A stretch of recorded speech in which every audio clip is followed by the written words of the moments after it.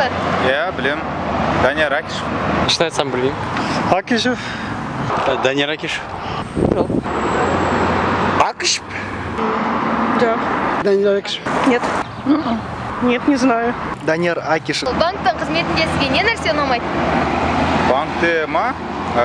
Негізі отырған кезде очередь күткенде және де жаңағы кассаға кіресің ғой, кассаға кірген кезде де осы очередьті сен басқа депозитті ашуға келген адамдардан кейін күту керек болады. Доллардың курсы шығар. Жоқ, бәрі ұнайды. Кейде очередьтер болады, очередьте көп отырып қаламыз.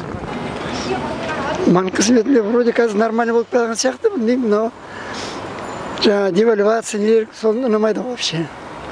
Ұнамайды деп айта алмаймын. Қызметкерлері жұмысын жақсы жасайды. Транзакция.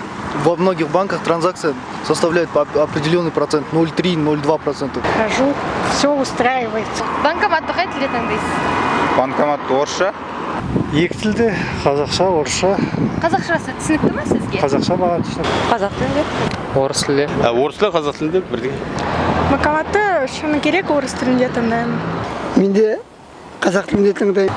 Қазақ тілде. Сіз? Орыс тілінде. Қазақша, әрине. Қазақша да, орысша да, ағылшынша да.